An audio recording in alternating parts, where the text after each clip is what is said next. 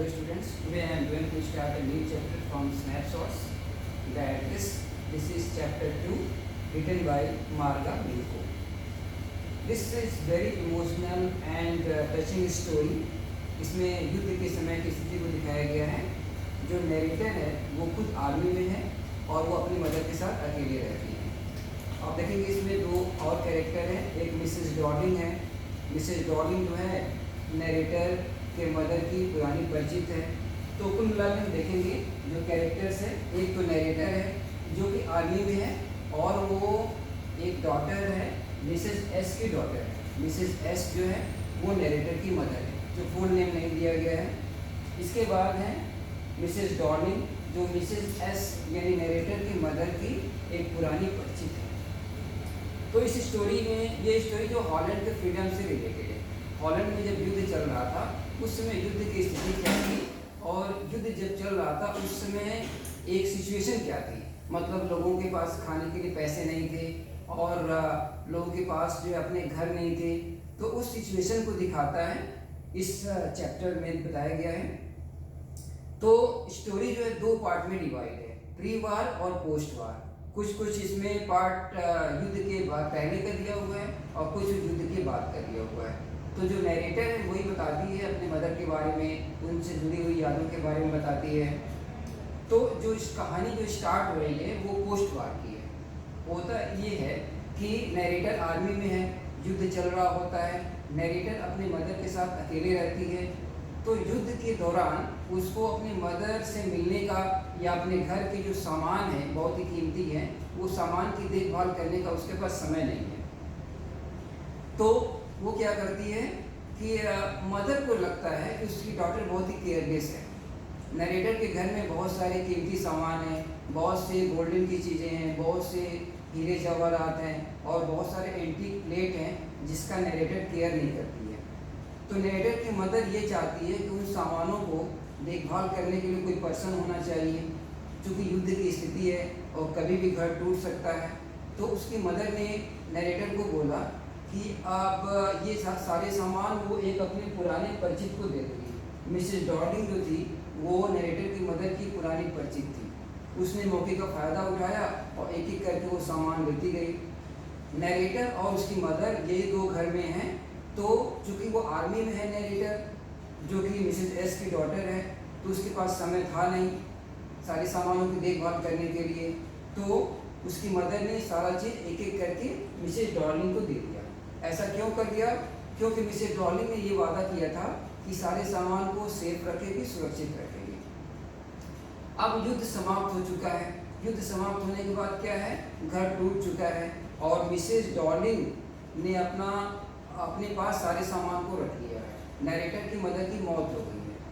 तो नरेटर को अब धीरे धीरे जब युद्ध समाप्त हो गया है तो धीरे धीरे उन सामानों की तलाश करती है, या कह सकते हैं कि धीरे धीरे कुछ दिनों तक तो उसको ऐसा लगता नहीं था कि अपने जो घर के कीमती सामान है उसको टच करना चाहिए, उनको छूना चाहिए.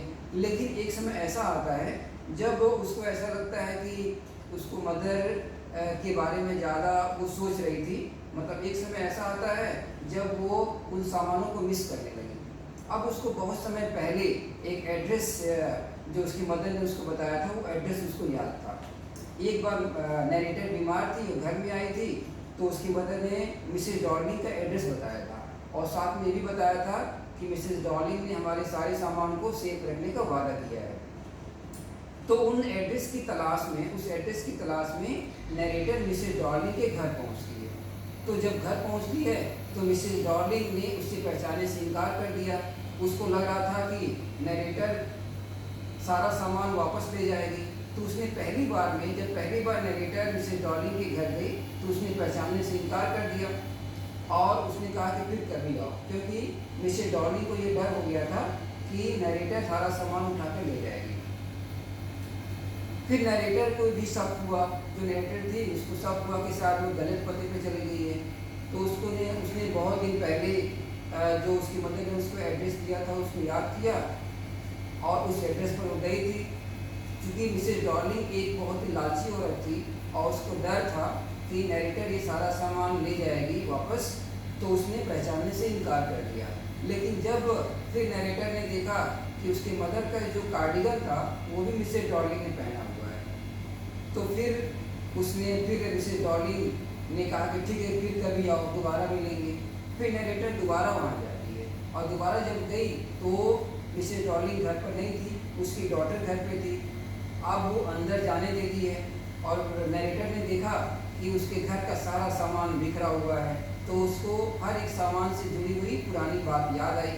और फाइनली पहले तो उसने बहुत ही टची वे में सारी चीज़ों को देखा और अपने बचपन के दिनों को याद किया। लेकिन जब उसको लगा कि ये सारी चीज़ें उसको बहुत ज़्यादा पेन कर सकते हैं, हो सकता है फ्यूचर में वो सारे सामान को देखकर और उसको अपने मदर की ज़्यादा याद आए, तो फाइनली नरेटर ने सारे सामान को छोड़ने का फैसला किया। अब स्टोरी शुरू से देखते हैं। तो ये जो स्टार्टिंग दिया हुआ है, जो डायलॉग दिया हुआ है, ये युद्ध के बाद की स्थिति है, जब युद्ध समाप्त हो गया है और नरेटर की मदर एक्सपायर हो गई है। तो नरेटर उन सामानों, जो घर के जो कीमती सामान थे, उनकी तलाश में मिसेज डॉर्लिंग के घर जाती है। Do you still know me, I asked. Narrator ने मिसेज डॉर्लिंग से पूछा कि क्या तुम मुझे जानती हो। लेकिन मिसेज डॉर्लिंग ने उसको बहुत ही सर्चिंग वे में देखा, उसको ऐसे देखा जैसे वो पहली बार देख रही हो। तो उसने कहा कि नहीं, मैं तुम्हें नहीं जानती। तो नरेटर ने अपना इंट्रोडक्शन बताया कि वो मिसेज एस की डॉटर है। उसने अपनी मदर का नाम बताया कि वो मिसेज एस की डॉटर है। तो फिर मिसेज डॉर्लिंग ने दरवाज़ा थोड़ा सा खोला और उसे घूर कर देख रही थी। तो एक पल के लिए नरेटर को लगा कि वो गलत पते पर आ गई।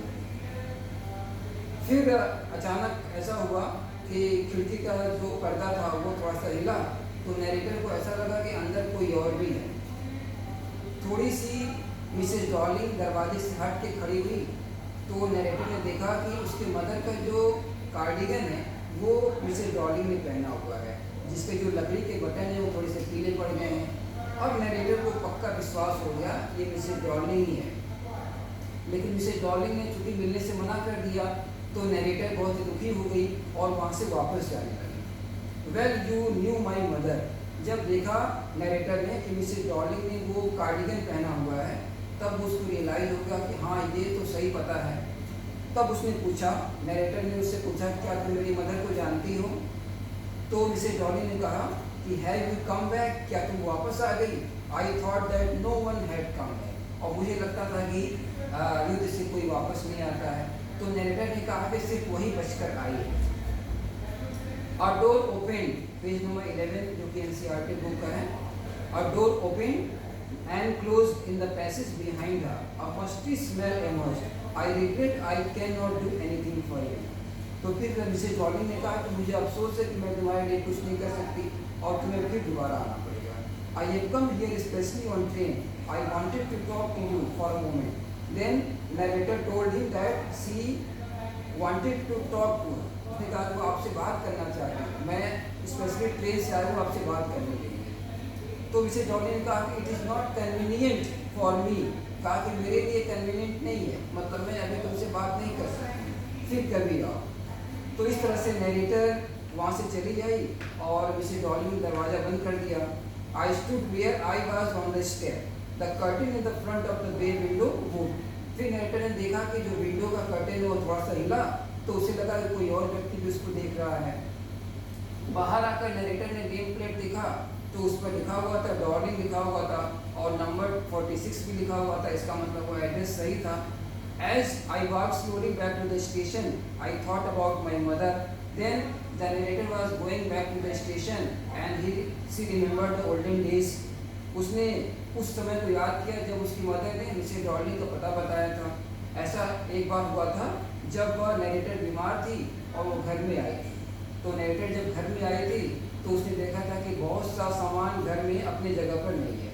उसकी मदर ने बहुत आश्चर्य किया था कि नरेटर इन सब बातों को ध्यान दे रही है, क्योंकि नरेटर ने इससे पहले कभी उन सामानों की तरफ ध्यान नहीं दिया था, क्योंकि युद्ध में बिजी रहती थी। Then she told me about Mrs. Darling. और तब नरेटर की मदर ने मिसेज डॉर्लिंग के बारे में बताया था और कहा था कि मिसेज डॉर्लिंग ने हमारे सारे सामानों को सेफ रखने का वादा किया है। Every time she leaves here, she takes something home with her. और नरेटर की मदर ने कहा कि जब भी मिसेस डॉर्लिंग आती है तो अपने साथ कुछ न कुछ सामान लेके जाती है। एक बार वो आई तो जो भी एंटीक प्लेट्स थे जिससे हम खाना खाते हैं, ये सारे जो क्रॉकरी है वो सब सामान ले गई। और उसने कहा कि देखो मिसेस डॉर्लिंग को कितनी तकलीफ होती है, वो जब भी आती है बड़ा सा बैग लेकर आती है। Have you agreed with her that she should keep everything? I asked. Narrator ने पूछा कि क्या तुम्हें विश्वास है कि ये सारे सामान जो ले जा रही है वो सेफ रखेगी? तो मिसेस डॉर्लिंग जो सामान ले जा रही थी उस पर नरेटर को डाउट था। इस तरह नरेटर को बहुत ही ज़्यादा गुस्सा आया कि मिसेस डॉर्लिंग उसके घर के सारे कीमती सामान को ले जा रही है, एज इफ दैट्स नेसेसरी। तो नरेटर की ये बात पूछने पर कि क्या वो हमारे सामान को सेफ रखेगी, उसकी मदर बहुत चिल्लाई थी और उसने कहा था कि इस विषय पर कोई भी बात ना करे।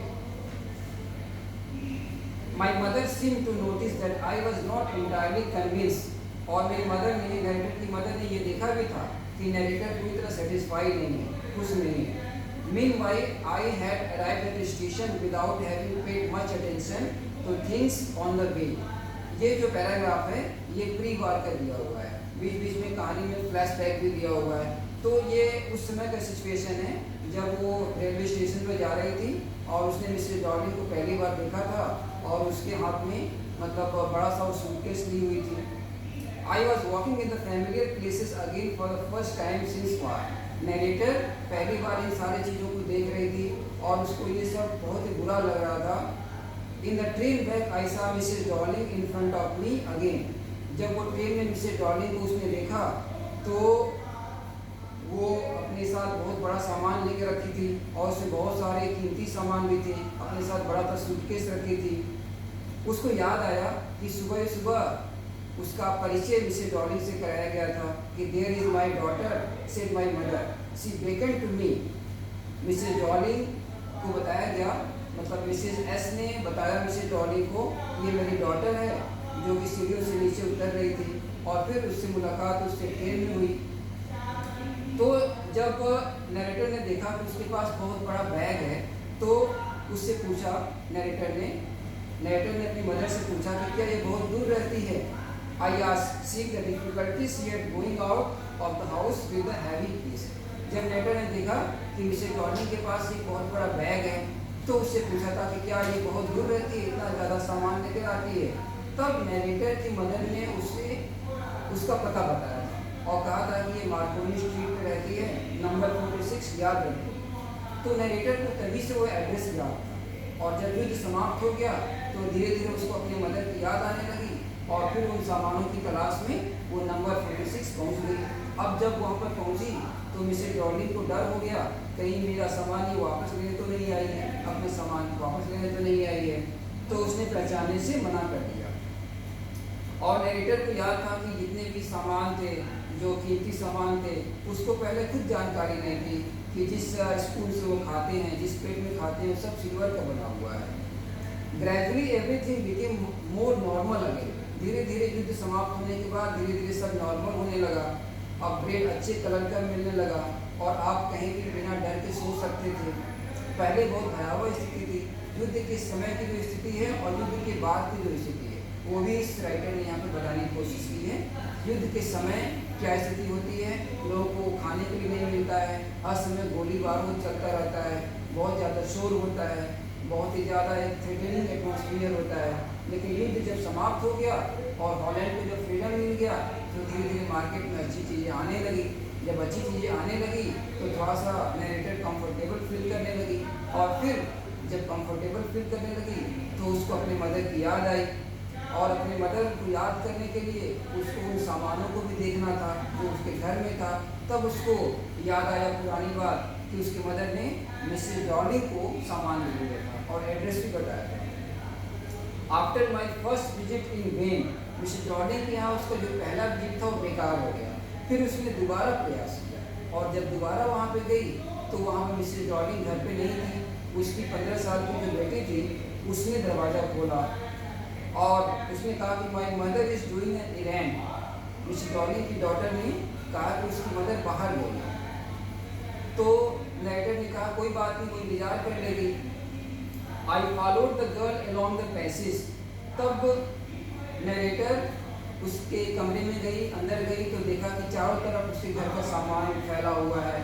सबसे पहले उसकी नज़र एक आयरन हनुक्का पे कैंडल होल्डर पे पड़ा। As soon as narrator's daughter opened the door, she went inside and saw the belongings everywhere. उसने देखा कि सबसे पहले एक बड़ा सा कैंडल होल्डर रखा हुआ है।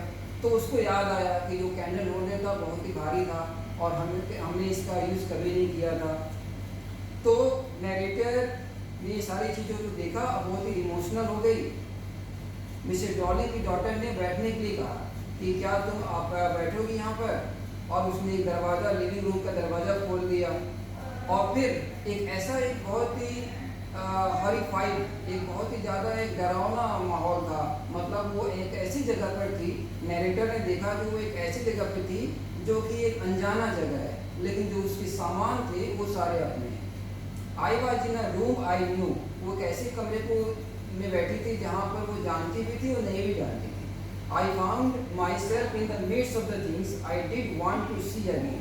वो ऐसे चीज़ों के बीच थी जिनको देखना चाहती थी, छूना चाहती थी, और इस तरह से एक बहुत ही स्ट्रेंज एटमॉस्फेयर क्रिएट हो रहा था। और because of the tasteless way everything was arrange, और सारे जो बिलोंगिंग्स थे बहुत ही टेस्टलेस वे में रखे गए थे, बहुत ही ज़्यादा डिसअरेंज वे में रखे गए थे।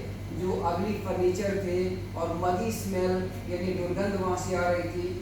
फिर मिसेस डॉलिंग की डॉटर ने कहा कि उसने उसकी मदर के लिए चाय बनाया है, तो क्या आप चाय लेना पसंद करेंगी। तो उसने जो चाय दिया, तो जो टी केटल था, वो टी केटल पर जो था एक गोल्डन बॉर्डर बना हुआ था। तो नरेटर को याद आया ये टी केटल तो उसके अपने घर से आया है। फिर उसने टेबल क्लॉथ को देखा तो उससे जुड़ी हुई बात याद आई। जो टेबल क्लॉथ था वो भी नरेटर के घर से आया था, और उसको याद आया कि इस पर जले हुए का निशान होना चाहिए। तो मिसेस डॉलिंग की डॉटर ने कहा कि उसकी मदर वापस आती ही होगी। I have already made tea for her. तो जब ध्यान से नरेटर ने उसकी डॉटर को देखा, मिसेस डॉलिंग की डॉटर को देखा, तो उसने देखा कि उसकी जो फिजिकल अपीयरेंस है वो ठीक मिसेस डॉलिंग जैसी दिख रही है, वो ब्रॉड बैक वाली है। फिर मिसेस डॉलिंग की डॉटर ने एक बॉक्स ओपन किया, वहाँ से जिंगलिंग साउंड सुनाई दिया, स्पून का साउंड सुनाई दिया, और ये बहुत ही ज़्यादा स्ट्रेंज वॉइस था। उसको अपने बचपन की याद आ गई। Oh you know about them, she had turned round and brought me my T. तो मिसेस डॉलिंग की डॉटर जो थी वो बहुत आश्चर्य से देख रही थी कि जो नरेटर है ये इतना ध्यान से हर चीज़ को क्यों देख रही है। तो उसने पूछा कि आप ऐसे देख रही हैं जैसे आपको कोई चीज़ खो गया हो, या फिर हो सकता है आपको कोई चीज़ चोरी हो गई हो। और उसने बताया कि हमारे पास और भी चीज़ें हैं जो बहुत एंटीक है, और उसने इशारा किया कि दीवार पर एक एंटीक प्लेट रखा हुआ है, उस पर भी हम लोगों ने एक बार खाना खाया है। नरेटर को उसके इंस्ट्रक्शन की कोई ज़रूरत नहीं थी, उसको पता था कि इन सामानों के बारे में वो बात कर रही है। उसने कहा कि we use it everything, once we even ate off plates hanging there. तो इशारे से कहा मिसेस डॉलिंग की डॉटर ने, एक बार दीवार पर पड़ा हुआ जो बड़ा सा प्लेट है उसमें भी हमने खाना खाया है। इस तरह से उसको जले हुए का निशान मिल गया टेबल क्लॉथ पे। और मिसेस डॉलिंग की डॉटर को विश्वास नहीं हुआ कि हर चीज़ को इतने टचिंग वे में कैसे देख रही है। Again I heard the unnatural sound of my voice. फिर उसको अपने बचपन की एक याद आई, एक घटना याद आई कि एक बार जो बीमार थी घर पर आई थी, तो उसकी मदर ने उससे कहा था कि जितने भी कटलरीज हैं उसको सिल्वर का पॉलिश कराना है। तो उसको नरेटर को बहुत ही आश्चर्य हुआ था कि सिल्वर की पॉलिश क्यों कराना है। तो उसकी मदर ने उसको बताया था कि जिस स्पून से तुम खाती हो, जो फोर्क है, जो कि नाइफ्स है, प्लेट्स है, सब सिल्वर के बने हुए हैं। तो नरेटर को पहली बार पता चला कि ये सारे कितने कीमती हैं। And that was the strange thing, I did not know the cutlery we ate off every day was silver. पहली बार नरेटर को पता चला कि जो भी चीज़ें वो खाती वो सब सिल्वर का बना हुआ है, प्लेट्स हैं, जो स्पून्स हैं, जो फोर्क हैं। फिर मिसेस डॉलिंग की डॉटर ने कहा कि एक और बॉक्स है, उसमें बहुत सारी चीज़ें हैं, शायद आपको उसकी जानकारी नहीं होगी। फिर अचानक नरेटर को याद आया कि अब जाने का समय हो गया है, ट्रेन का टाइम हो गया है। तो तुरंत वहाँ से उठी हो जाने लगी। She had her hand on door. तो मिसेस डॉलिंग की डॉटर ने कहा क्या उसके मदर का इंतजार वो नहीं करेगी। तो नैटर ने कहा नहीं, उसको अब जाना है। The girl pulled the drawer open, I can find my own way. नैटर ने कहा कि वो जाकर अपने सामान का पता लगा लेगी। इस तरह से वहाँ से चले गई। At the corner of the road I looked up at the name plate Markovnikov street, और बाहर जाकर उसने देखा, नेम प्लेट को देखा, वहाँ पर मार्कोनी स्ट्रीट लिखा हुआ था, नंबर 46 लिखा हुआ था, एड्रेस बिल्कुल सही था। लेकिन लास्ट मोमेंट में उन सारे सामान को उसने छोड़ने का फैसला किया। इसकी दो वजह थी। एक वजह ये थी कि नैरेटर एक छोटे से स्मॉल रूम में रहती थी और वहाँ पर ये सारे सामान को रखने की जगह नहीं थी, और दूसरा जो था वो ये था कि अपनी मदर को ज़्यादा याद नहीं करना चाहती थी। उन सारे बिलोंगिंग्स को देख करके उसको मदर को अपनी ज़्यादा याद आती, इसलिए उन्हें लास्ट मोमेंट में उसने सारे सामान को छोड़ने का फैसला किया। I resolve to forget the address of all the things I had to forget, that would be the easiest. Then the narrator had decided to leave all the belongings that were related to her earlier life. और इस तरह से ये chapter complete होता है। Thank you.